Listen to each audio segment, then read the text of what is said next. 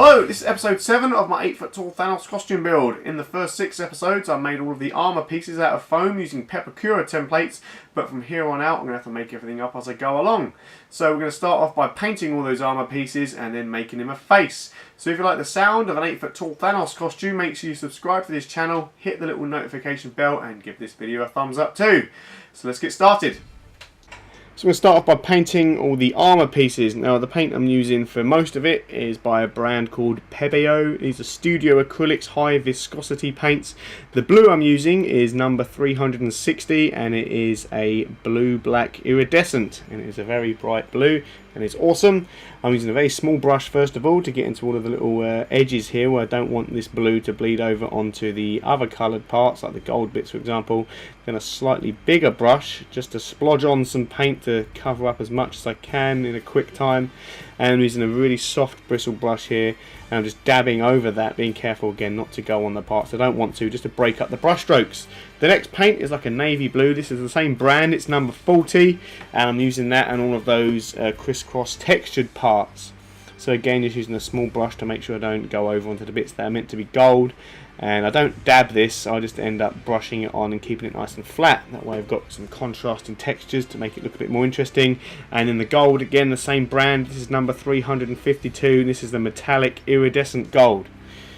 And gold is the colour used most of on this, so make sure you buy a crap ton of the gold paint. So with this I'm not dabbing, I'm just making sure all of the brush strokes go in the same direction. And once you've painted it all in 2 coats of paint each, I'm then using some silver paint here. This is number 351, metallic iridescent silver, and I'm just dry brushing the edges of all of the blue bits just to make it look like it's metal and the edges have worn away slightly. I'm also using a paper towel here just to smooth it out and soften it up so it doesn't look like I've painted on lines with silver paint.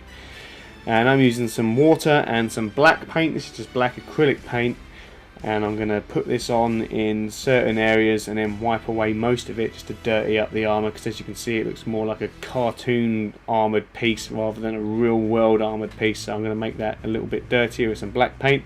Just put it on really heavy and then wipe it away, and where your rag there or paper towel can't get into all of the really tight areas, that's where the dirt would naturally build up. So that's a really cool way of doing it and getting a realistic looking dirty look to your armour. You just got to work really quickly with this paint, because as you're putting it on quite thin it will dry quicker than you can rub it off, so you can't just cover the whole armour with this and then go out with a paper towel. You've got to do it in small sections at a time. Now all of these parts have been lacquered before I do this, so worst case scenario I could always get some water out and rub it off and kind of start again before it's fully dry.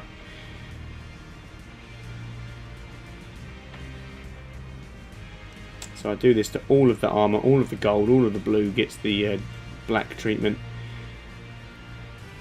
and then that's what the overall look's going to look like. I dab bits on here and there and just dirty it up. There's not really a right or wrong way to do this, and it totally transforms the look of the paint job there and goes from a flat looking blue and gold to a really battle worn looking piece that looks really cool. Just take your time with it, and the time you spend on it will pay dividends in the finished product. Now what we're doing here is the loincloth looking thing, you know, Thanos' big dangly thing between his legs. There's 2 of those, one for the front, one for the back, and this bit here is a piece of thin craft foam. I'm just doing that crisscross pattern in. Be very careful though, this is very thin, you don't want to cut all the way through with your knife. Once you've done that horizontally and vertically, now comes my favourite bit, heat gunning that to open up all those cuts. This was painted in the dark blue as all of the other crisscross bits were.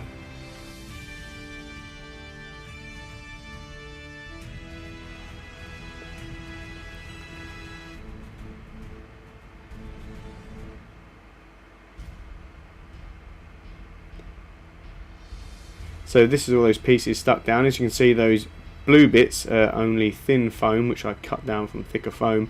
There's gaps between all the pieces to allow them to flex. Now onto the head.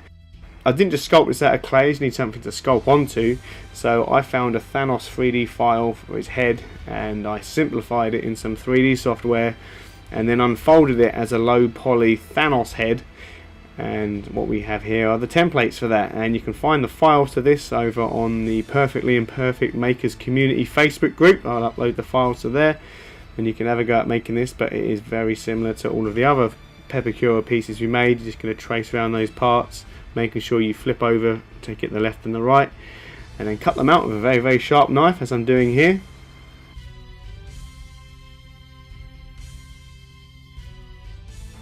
Heat gunning certain bits to be able to curve them into shape. This part here is his mouth slash chin.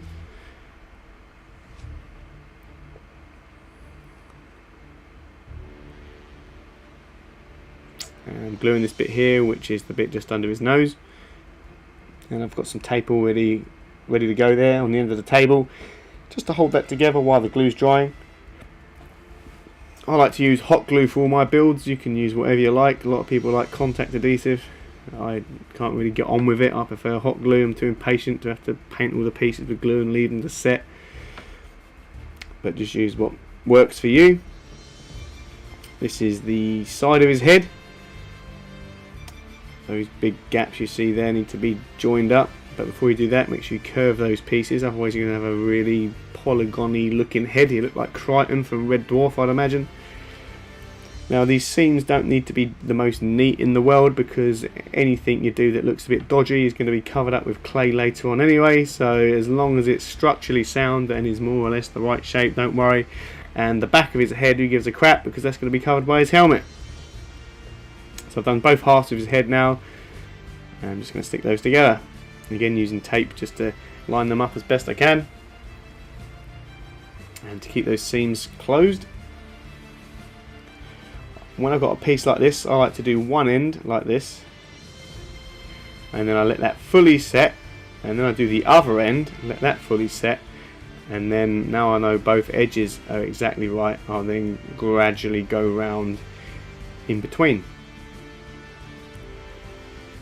Because you want to start at one end, work your way round, and realise you've kind of skewed it a bit, and then the edge at the other end doesn't meet up. So that's the basic shape of his face. I'm now doing the bit that goes under his chin. This needs a bevel cut into it, so as with all the other episodes, hold this on the edge of a table, really, really sharp knife, and carefully take off about 45-degree angle on that. And then when you stick that on there, you'll have the angle you need to make the two edges line up properly.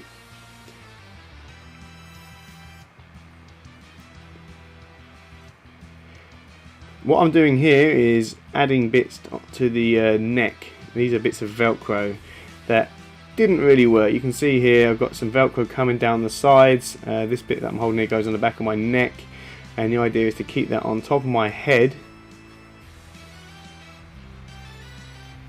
So when I move my head, there, Thanos' head will move with it. Now this Velcro is a good concept, but it doesn't quite sit contour into my head enough to keep it sturdy.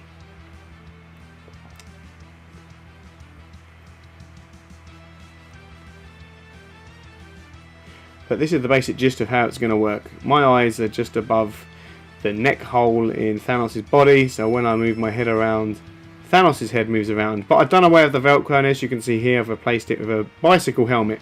I've had to cut most of it away to make it fit inside Thanos' body, because the foam I did have on there and all that Velcro and that was too thick and was rubbing, and it was hard to move the head. And if the head snagged, then it would shift on my head and wouldn't line up properly.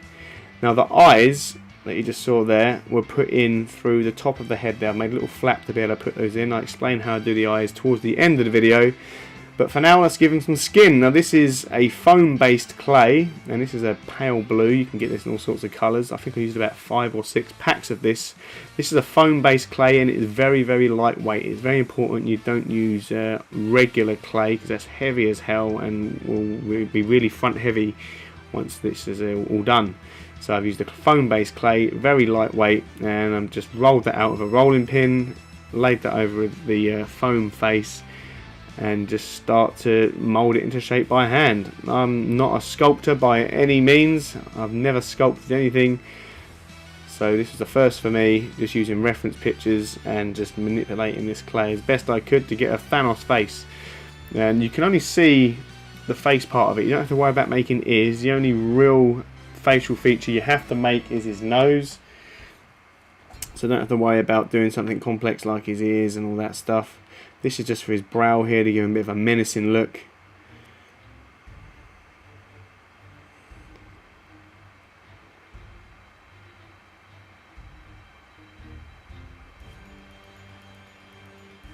So using the end of a paintbrush here just to dig his nostrils out.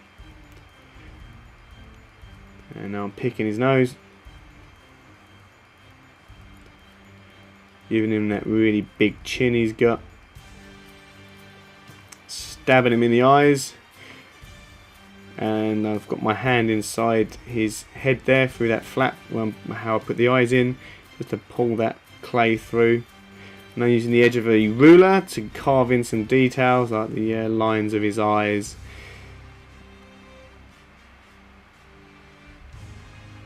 As well as those lines on his chin and various other facial features. I'm now taking a photo of this on my phone, and I was really impressed that my phone recognised it as a face. So to me, that's job's a good one. So that's his face done. Now needs a bit of paint on it. Now this little piece in my hand here I made as thick as the thickest part of Thanos. I'm now cutting that in half and checking the inside, and yes, that is fully dry all the way through. It took about 2.5 days in a hot conservatory to get that dry, so this stuff takes a little while. I'm now using some mixes of blues, purples and blacks just to give him a dark coat first, and then I'm using a lighter blue to then go over that with a sponge to give him a bit of a skin texture. Now this sponge won't get in all of those lines you've put in, which is really good because the dark colour will be in those lines and it will make them stand out more.